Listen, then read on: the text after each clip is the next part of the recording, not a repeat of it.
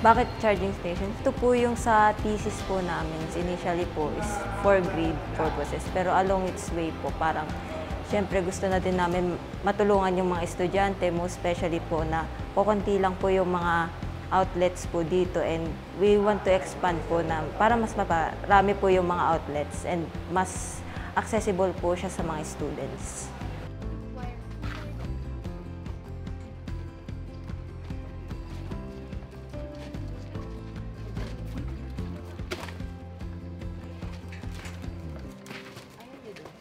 So 150 watts po yung sa solar panel po namin and yung sa Bluetti, which is yun yung pinaka-power po na magsusupply dito sa charging station. Yung capacity niya is meron siyang 8 outlets, tapos may dalawang USB port for phones. Tapos yung outlets is sa mga laptops lang.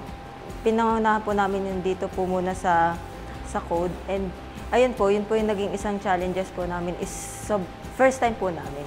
Like, first time sa welding, sa grinder, sa pagko-code.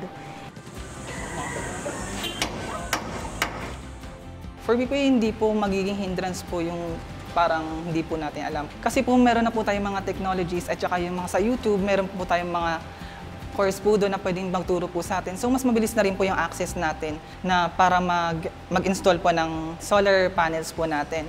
Yung paggamit po kasi natin ng renewable energy is malaki rin po ang responsibility na kumakatawan po sa napapanahong issue. So kung mas may alam po tayo sa paggamit or sa pag-install ng panels po natin sa bahay is mas ma-downsize po natin yung negative impact na idudulot ng paggamit po natin ng mga grids na galing po sa mga fossil fuel. Yun po, ang solar charging station po yung naging parang alternative solution para mapabawasan po yung paggamit po ng fossil fuel.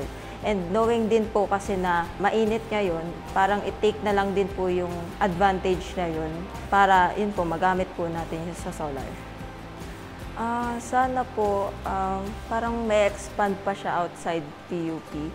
If we work hand in hand, we can create a huge impact po sa ating environment. This project will benefit not only us, but also yun nga po yung planet po natin. Our actions today determines what kind of Earth we will have in the future po.